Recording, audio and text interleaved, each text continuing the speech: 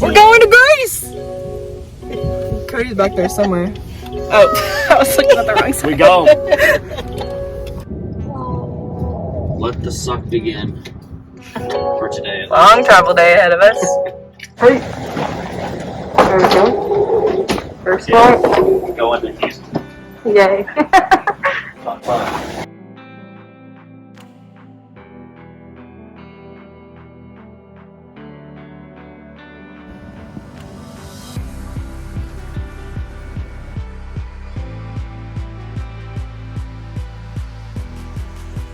Flight attendants, please be seated for departure.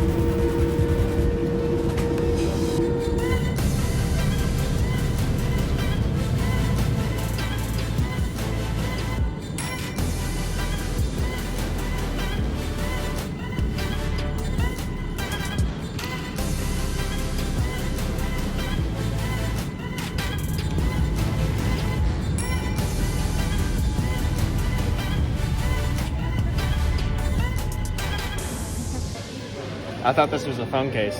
I just thought all these chocolate bars were phone cases. Great idea. Phone cases that are chocolate. I mean, Edible phone cases. I mean. We just arrived in Athens. We're on the bus to our Airbnb.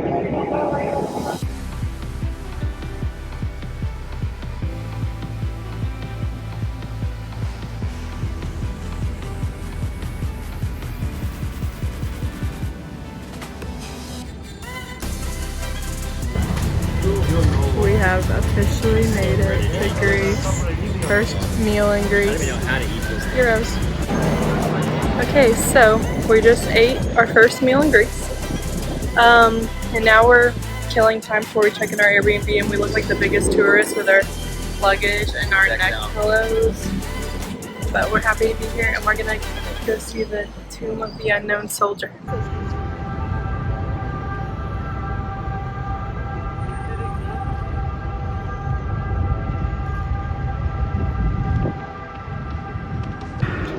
Oh, that's the Acropolis. This is our balcony. Are you serious? Wow. I am so excited.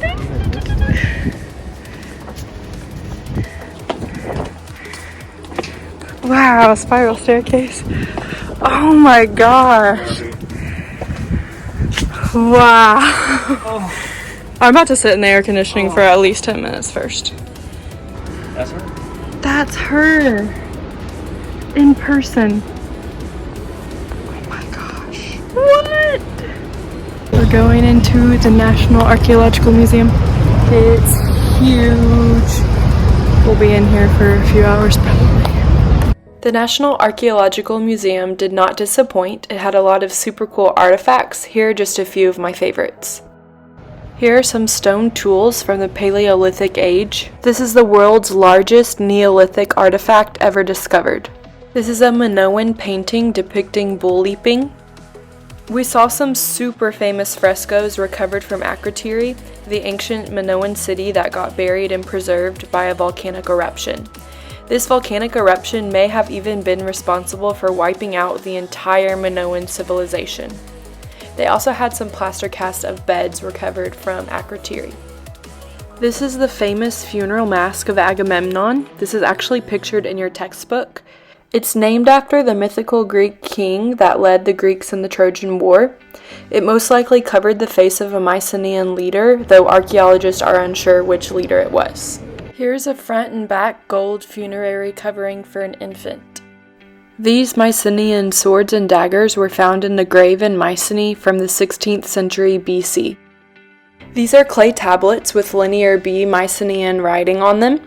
Unlike Linear A that the Minoans used, we've actually cracked the code on how to read Linear B, so these tablets were actually translated so that I could read what they said. They were mostly inventories, lists, and tax documents, and they provided important information about what Mycenaean society was like. This clay tablet documents the crew of a ship. It contains a list of soldiers and a list of 30 rowers. This clay tablet is an inventory of shepherds and their herds. The clay tablets on the top row record aromatic herbs such as cumin, coriander, fennel, sesame, and saffron associated with the names of the male workers. This one contains an order made by a young woman. She ordered a quantity of her wool to be treated for coloring. This clay tablet records a quantity of oil. This is the actual body armor and shield of a Greek soldier used during the Persian Wars. This one was super cool. This is Miltiades' helmet, the Greek general that helped the Greeks win the Battle of Marathon by giving the order to overlap their shields and charge at the Persians. You can actually see his name inscribed in his helmet if you look closely. This helmet was given by Miltiades as an offering to Zeus at the Temple of Olympian Zeus. Another one of my favorite artifacts that I got to see was actual arrows recovered from the Battle of Thermopylae, which was the battle that the 300 elite Spartans stayed behind to delay the Persians during the Persian Wars. This was a model of a Greek trireme, which were the naval battleships that were used by Athens in the Battle of Salamis during the Persian Wars. This famous statue of Zeus or Poseidon is actually in your textbook. Greeks invented the art of theater. These are actual Greek theater masks used in ancient plays. Since actors would play multiple roles, these masks helped the audience understand character changes. After the National Archaeological Museum, we grabbed some quick dinner and took it back to our Airbnb so we could watch the sunset on the balcony with a lovely view of the Acropolis.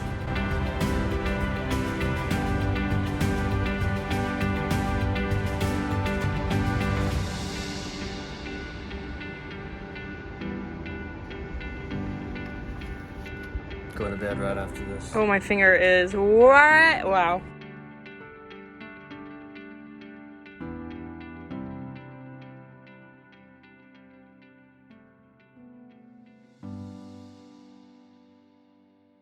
We started off the next day with a food tour. This was hands down one of our very favorite things we did on this trip, and now we plan to do food tours everywhere we travel. It was so amazing. It was a 4-hour long experience. It was only $60 for 4 hours of eating and basically getting a tour around Athens, and our tour guide Pascal was absolutely incredible. If you're ever in Athens, you need to book the tour with Pascal through Airbnb. So there are many coffee chains here in Greece. We are trying Greek coffee. It was really good. Okay, what are these called? Koulouri. It's like sesame bread. It's very good. It's good.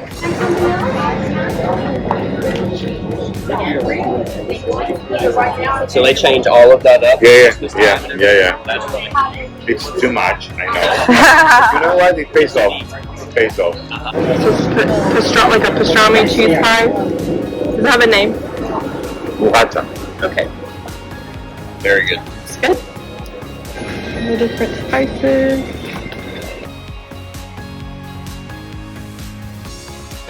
These are vegetables dried under the sun, so it's like zucchini, aubergine, tomatoes,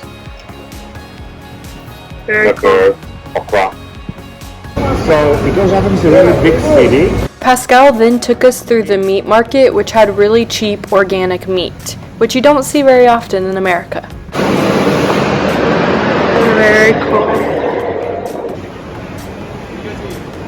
So you get chicken wings from 99. We then went through the fish market, which I was actually super glad that we had to wear masks in there because it was very stinky. Wow, it's all so cheap too.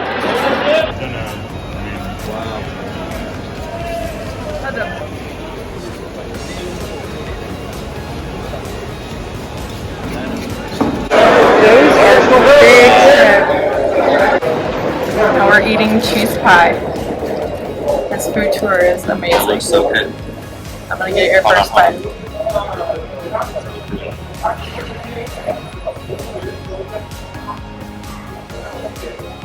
Very good. This There you go. you take a bit. There you go. Yeah. A sweet. What is this called? Do you care if I video you?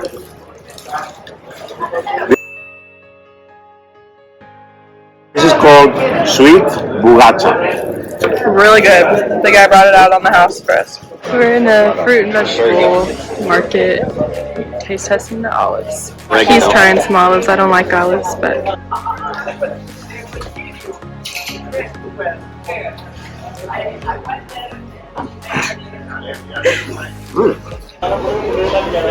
Oh, Is that your favorite one?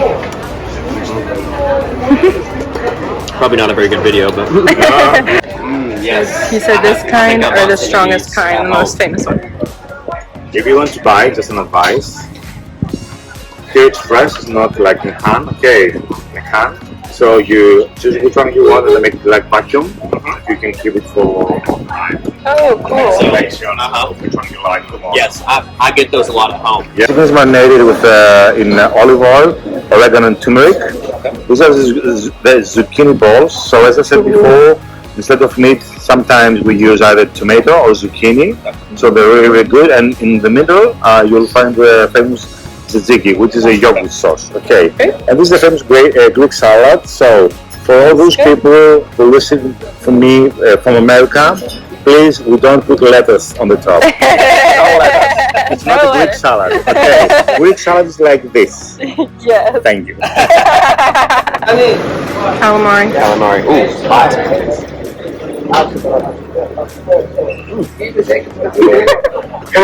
Very graceful. Very hot. Okay. Uh-oh. Wow, that is We very have good. to repeat. See? Yeah. Okay, so he just said that's his favorite. My favorite I've had so far. Calamari. Calamari. So many pigeons. Oh my gosh. Dessert? Yes. Dessert. We're going to get dessert. So around Acropolis, you don't really have high buildings because it's not allowed out of respect to the monument. For dessert, we had loukoumades, which are essentially Greek donuts. It's dough balls soaked and drizzled in honey, sprinkled with cinnamon. It was delicious. Yum. We just got done with our food tour, and that was the best experience. Like, I'm so glad we did that. Our tour guide was incredible. So much food. I'm really full. That was 4 hours worth of stuff. So, and now we're walking down a really pretty street.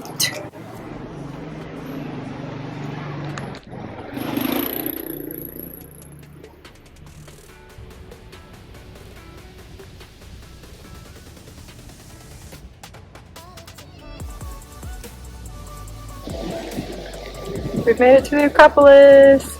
We're gonna go to the Acropolis Museum, which is back this way, and then we're gonna explore the Acropolis after. It's really hot. Okay, bye. We're in the Acropolis Museum. What did you just do? Let's just say they cleaned the glass really good here.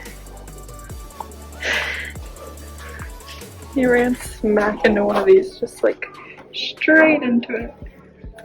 Oh my gosh. The Acropolis Museum had some really cool artifacts from the Acropolis, such as Athenian coins,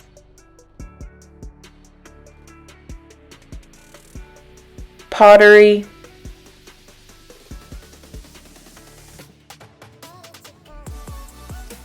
and plenty of marble statues, such as these pillars of Athena that were found on the Erechtheion and replaced with replicas because of damage. This was a marble statue that had been damaged from fire. They believe this happened whenever the Persians burned Athens down during the Persian Wars. The Acropolis is the highest point in an ancient Greek city-state. This stone-walled fortress was the city's last line of defense against invasion, so if they were under attack, they could all retreat up to the Acropolis. The Acropolis of Athens is the most famous Acropolis. It is home to some world-famous ancient ruins. After Athens was destroyed during the Persian Wars, Pericles rebuilt the Acropolis with richly decorated temples and monuments. The city's leaders poured money into beautifying the city with the finest architecture, art, and sculpture. Pericles transformed Athens into one of the most magnificent cities in the ancient world. It's time. We go in. We're hiking up. I'm sweaty already. This is the Odeon, which is a theater that hosted Greek plays and Roman spectacles. And it was built in 161 AD. Today it's still used for performances. You can actually see down there they're preparing for a performance.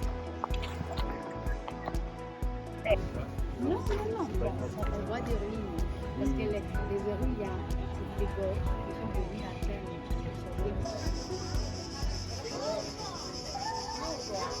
Behind me is the temple of Athena Nike. Athena is the goddess of Athens. It's what Athens was named after. And they thought that Athena, worshipping her, would bring them victory. And so this was built about 425 BC, and it was adorned with lots of statues of Athena on the outside. And in the inside, they commemorated a statue to commemorate their victory in the Battle of Plataea, which we have studied. Something interesting, it says the Athenians purposely broke the statue's wings to force Athena to stay to protect their city. You can see the columns are the Ionic style, which has like the scrolls on the top. We've also studied that. Also, the statue on the inside is also meant to ensure victory over the Spartans in the Peloponnesian War. Behind me is the Propylaea, which is the entrance to the Acropolis. It had like a central hallway and then side wings that had art and where they would house like VIP guests. And you can see the columns that they're the Doric style, which we've studied. So we're about to go in.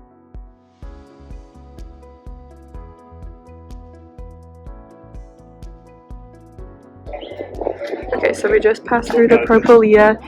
You can see it used to be covered, and it was actually colored like light blue or painted light blue with stars on the ceiling. And this would have actually been a really bright building with floral patterns on some places. There she is. Parthenon.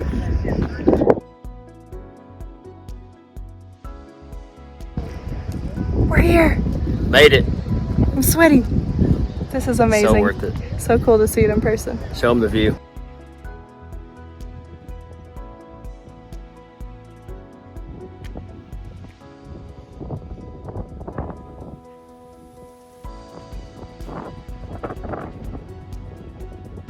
Behind me is the Erechtheion, which you can see there are 6 pillars of Athena. There used to be a 30-foot statue of Athena that stood somewhere between the Propylaea and the Parthenon next to the Erechtheion. You can still see the remains of the 3 stones where the statue once stood. These pillars of Athena are actually the replicas. I'll show you the video of the actual ones that were in the Acropolis Museum. But just over the span of 50 years, their faces were damaged by pollution, so that's why they had to put the replicas there to save them. It's really sad. Okay, so I just found out that all of these stones in front of the Erechtheion are actually the remains of a Mycenaean temple that was built centuries before the Erechtheion. It's pretty cool. Those are really old. So that's an olive tree, and this marks the location where legend says that Athena planted the first olive tree as a gift to Athens. So that's pretty cool.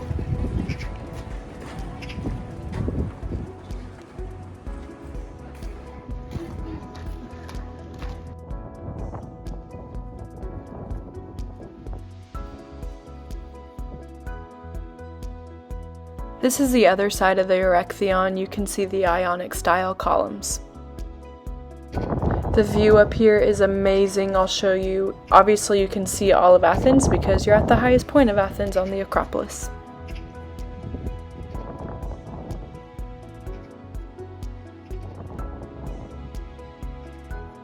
Our Airbnb is somewhere by that mountain. Okay guys, I found it. Our Airbnb is right there. That brown one right there with the rocks. Yep.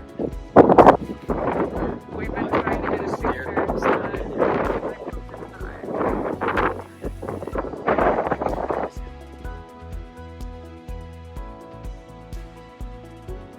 okay guys, this is obviously the most famous thing on the Acropolis. It stands 490 feet above sea level at the highest point of the Acropolis.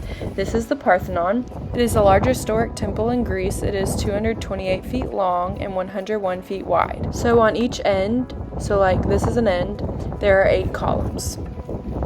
And on the sides there are 17 columns, so altogether there are 46 columns. There are 19 inner columns, so you can see some of them still standing on the inside. So this would have been really magnificent back 2,500 years ago when it was built. It would have been very beautiful, and on the inside there would have been a lot of statues and artwork that were painted bright colors. This awe-inspiring temple was built around 450 BC. It would have taken about 10 years to build. Something interesting, if you look at the columns here, they look like they are perfectly straight and parallel, but that's actually not true. So the architects knew that like completely straight columns look like they're pointing outward, so they're actually tilted inward slightly to keep it like from looking like they're like bending out from each other, and also to keep it from looking like it's sagging. And yeah, that's Parthenon, guys.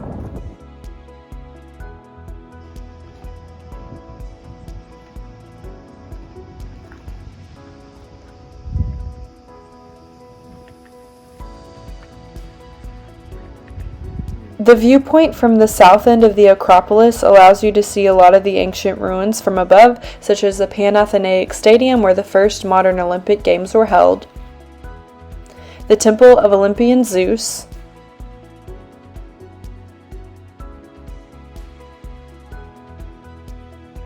the Theater of Dionysus, which was the world's first and oldest theater where plays and dramas were born. Right next to the Theater of Dionysus, you can see the Temple of Asclepius. And next to that, you can see the prison of Socrates, which is where they believe Socrates was imprisoned. What do you think about it? That was really cool to see in person. Such a cool experience, man. A lot of history. I was about to say, I think you have a book around your nose. I was going to try to zoom in, but it won't let me. We're currently on Areopagus Hill, which is also called Mars Hill. So, according to Greek mythology, Ares, the god of war, was tried here by the gods for the murder of Poseidon. It's also one of the best places to get a view of the Acropolis. And also the Apostle Paul here made one of his most famous speeches, and people would meet here for philosophy and law. Like we did every night in Athens, we raced back to our Airbnb so we could watch the sunset from our balcony before heading to dinner. Okay, this is grilled cheese. Literally like just blocks of cheese and you grill it. And that sounds like my dream, so. Let's see what happens.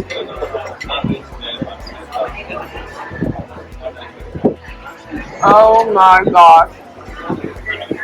That is dangerous. I'm gonna order that every meal.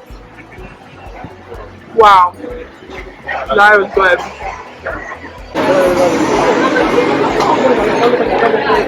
It's a mountain of food. There was more on that when we started. This says serves 2 on it. Yeah. We're already like halfway done. What? Okay, well we did pretty good. I know they say Arby's has the meats. This place has the meats. Oh my gosh, I will cut that out. We got a cookie, and this is so good. It's like a chocolate chip hazelnut cookie. Very good. It's so good. Yay.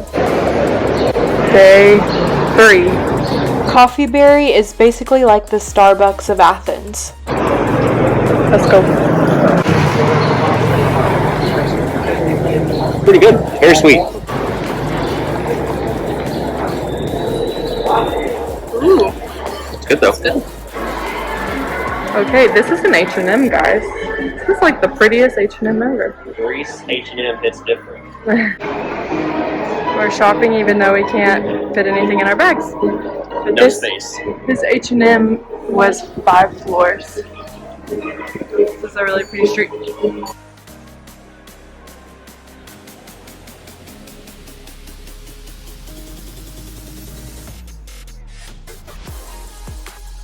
We are currently exploring Hadrian's library, which is pretty self-explanatory. It was a library built in 132 BC for the Roman Emperor Hadrian. It was part of Hadrian's plan to rebuild the city of Athens.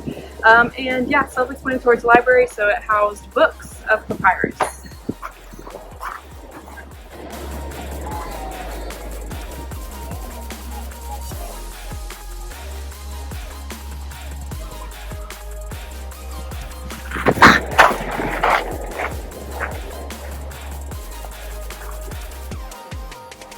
There's the Acropolis.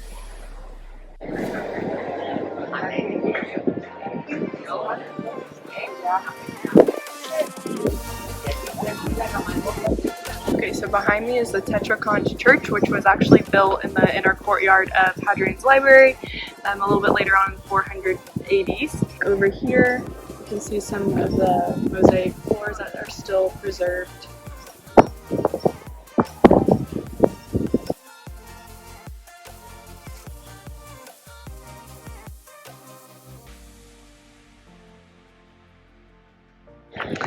Okay, so that circle and that little circle with the columns, this would have been where that Tetraconch church is that I just talked about in the courtyard. And then over here is the southeast auditorium, and here is the northeast auditorium where they would have had lectures. And a lot of it is actually still not visible because it's underneath these two streets.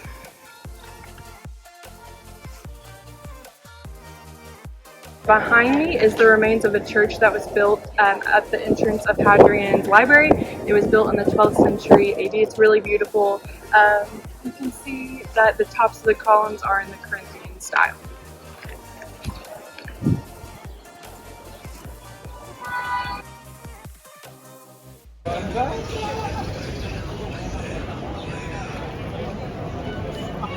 They're cute.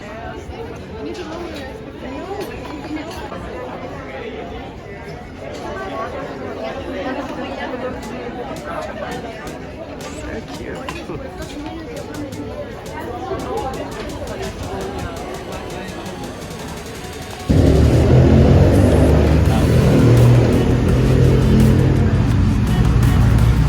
The Roman Agora was constructed when Athens had become part of the Roman Empire and was built using funds provided by Roman leaders Julius Caesar and Augustus. The space within the ancient agora was reduced due to the erection of Roman buildings. The ancient agora could no longer offer the space required for trade and business, so the Romans constructed their own agora between 19 and 11 BC. It was a central marketplace where Athenians shopped, traded, conducted business, and where citizens met to interact through discussion and conversation. We are at the Roman Agora, so it was built in about 11 BC. It was just an open air market, so you could come here to shop. It was also like a meeting place. So there are two entrances. The main entrance was this gate over here. It's called the Gate of Athena. It was actually a gift from Julius Caesar and Augustus. And this entire place was actually built using the funds of Julius Caesar and Augustus. So this was the main entrance. You can see they have the Doric columns. And then I'm going to jump to the side. Alright, and then on the eastern end, there's another entrance. And you can see there's an octagonal building over here. It had a sundial in it, so it was actually used to predict the weather and tell time. And then it was used as a church eventually.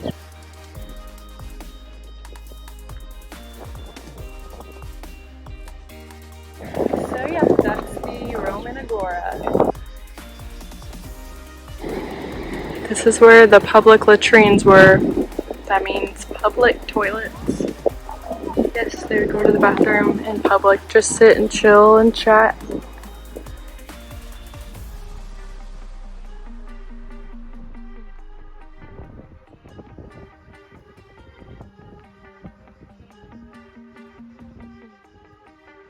Right here in the ancient agora, which would have been the center of Athens, the heart of Athens, you could come here to pretty much do anything. You could shop, you could come to watch entertainment like plays and performances. Businesses were here, the government met here, so there would have been like important government buildings, and people would have come here for democracy to meet and discuss law, to vote, pretty much anything. So really super cool place to get to experience. So I'll show you around.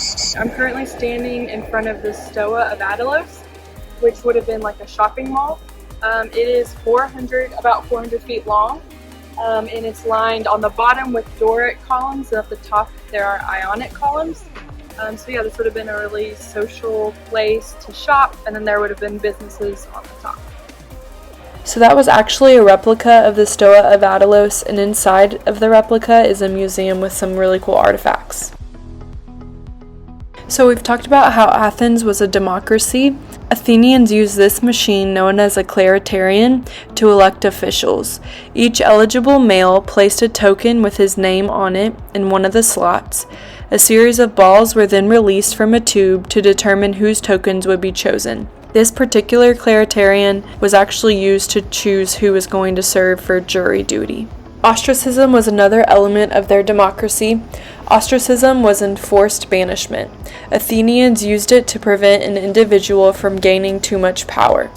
Each citizen carved the name of someone he believed to be dangerous or have too much power on a piece of pottery called an ostrakon. If the same name appeared often enough, the name of the person had to leave Athens. He did not lose citizenship or property or wealth, but he was forbidden to return for 10 years. There were some really famous Greek politicians' names on these ostrakons. That is why I was freaking out in the background. This was a Spartan shield used during a famous battle. These are essentially ancient barbecue pits. They had ancient Athenian coins and an ancient high chair seat for a child or a baby. Okay, so these columns here were the middle stoa. So this was added in the 180 BCs to the agora because they needed more space as Athens was growing. Something I forgot to mention, but the Stoa of Attalos over here is actually a replica. So this is what it looked like before they built the replica, but this is what it would have looked like back then. It would have been similar to the Stoa of Attalos. And then if you look over there, the red stone, they said that is part of the original foundation. So this would have been 500 feet long of columns. This is the top of a Corinthian style column. Obviously it was huge, and there were actually 12 of these that lined all the way up to the Odeon, which is a theater. And so this is actually the site of where like the first tragedies and Greek plays were performed in the open air. So that's kind of where it all started. I'm standing in front of the Tholos, which would have been a really important government building here in the ancient agora. So it would have housed the 50 ministers, which were like ahead of the council. And actually a third of them would stay the night here because that way they would always have like an official on duty here.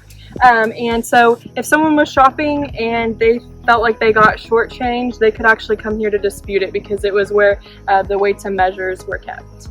And it would have been a round building with like 6 interior columns.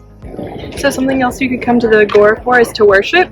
So behind me is the temple of Hephaestus, which is the best preserved temple in all of Athens. This was started to be built around 450 BC and it was dedicated to the god Hephaestus. See, I'll show you the footage, but it has a really good view of the rest of the agora.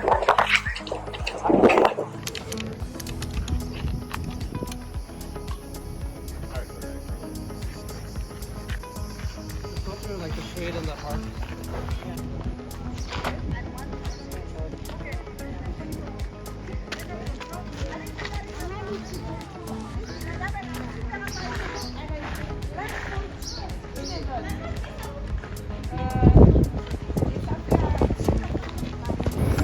What's his name? Aristotle. Aristotle. Aristotle.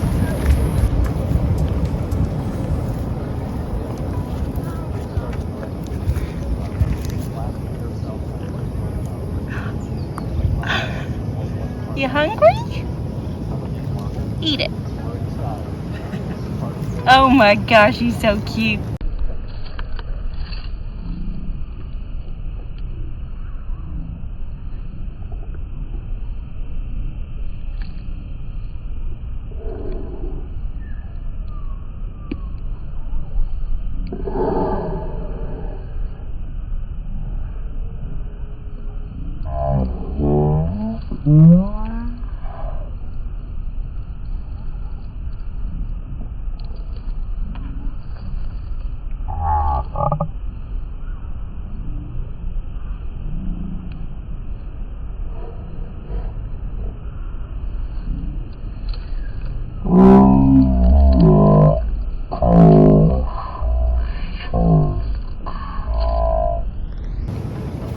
I'm sorry, I'll get out of your way.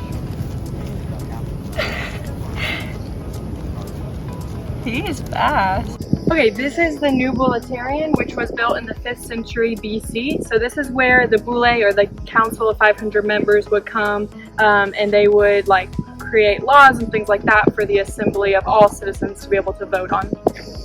So this is the old Bouleuterion. So this is just same thing I just talked about, but this was where they would do it before the new one was built. Say that again? This is where Aristotle lives. Yeah, the old Bouleuterion. That's where Aristotle lives. Our new friend. Copyright, trademark. Oh, jeez, I almost fell. Okay, behind me is the Odeon of Agrippa, which is where they would hold like plays and musical performances. It was built in 15 BC in honor of Emperor Augustus. It actually got destroyed by a fire in 150 AD, and then it was rebuilt. And that's when these columns with the statues on them were built. And then the original one would have had the 12 columns with the Corinthian style that we saw earlier. And it could actually hold, the original one could hold 1,000 people. There was about 20 rows. But then the newer one was a little bit smaller. It could hold about 500 people. It was more of like a lecture hall. Yeah.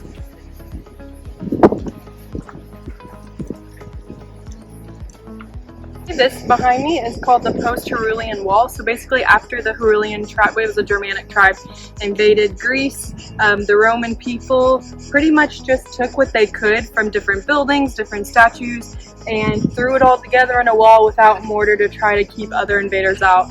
At one point this wall was 30 feet high. But after that, it kind of, this area of the Agora kind of became like, I guess, like a ghost town. And so bandits would come, people would come, and they would use it as a quarry to get material for building other things. That's why a lot of it doesn't remain today. It's because it got taken and used in other buildings. Okay, behind me is the Church of the Holy Apostles, and the building of this actually kind of like signifies the revival of the Agora. And it was built in remembrance of Paul, who was one of the apostles, and he was known for teaching here in the Agora, teaching Christianity to people. It was built during the Byzantine Empire in the 1000 AD. And so yeah, you can see a lot of Byzantine influence in the architecture. I'm currently standing on the Panathenaic Way, which was the main road here, and it connected the Agora with the Acropolis, which is behind you. This was known like for having their parades and things like that, and so the main parade was the Panathenaic Parade, and it was every year on Athena's birthday to celebrate her, and they would have dancing and music, like tambourines, things like that, and they would line the streets with bleachers so people could watch, and then there would be a float, and the float actually carried like a garment on the back of it that was for Athena, so they would bring it and put it on the statue of Athena. And then behind is the Acropolis, so this road goes all the way up to the Acropolis.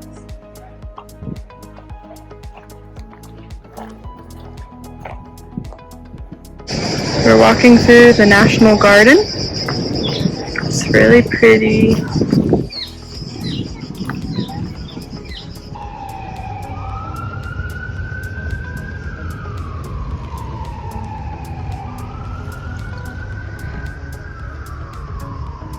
Alright, we're currently standing in the Panathenaic Stadium, which is where the first modern Olympic Games were held in 1896. It is the only stadium in the entire world made completely of marble, and it was built in 330 BC and can hold about 50,000 spectators.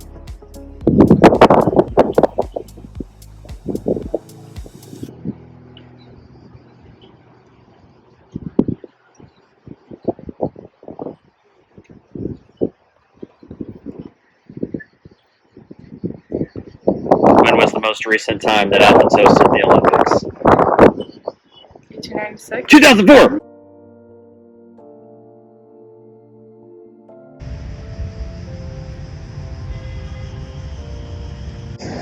We are now at the Temple of Olympian Zeus, which was a temple in honor of Zeus. It had 104 Corinthian columns. Now only 16 of those remain. Construction began in the 6th 6th century BC, and it wasn't finished until over 600 years later under Emperor Hadrian. And then when barbaric tribes invaded, it was kind of ransacked and used as a quarry, and now this is all that's left. It would have been really big. Really big. How big? Really big. Okay, so this is all that's left. This is the other side of the temple. But if you look, you can see where the foundation was and where the temple would have been all the way around to the back. So really big. As mentioned earlier, the Temple of Olympian Zeus is where Miltiades gave his helmet as an offering to Zeus. Right next to the Temple of Olympian Zeus is Hadrian's Arch. It was built to celebrate the arrival of the Roman Emperor Hadrian and to honor him for what he had done for their city. Those trees said serve! On our way back to our Airbnb, we stopped to watch the changing of the guard at the Tomb of the Unknown Soldier. It was super interesting to watch the ritual. There were a lot of foot shuffles and foot scoots. It was about 15 minutes worth, so I did fast forward, but I tried to show you the entire ritual.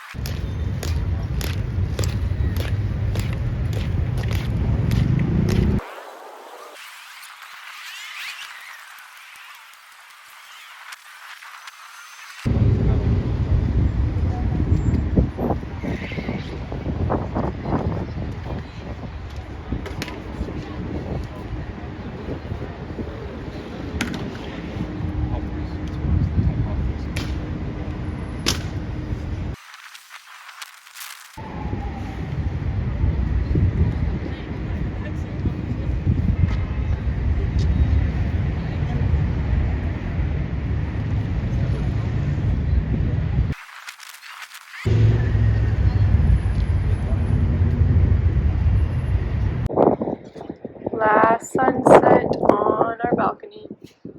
You know, it already went down, but it's still pretty. Oh, alright, we're having dinner on our balcony again because we didn't want to go anywhere but here. Yeah, last meal in Athens. We leave at 4 in the morning, so wish us luck.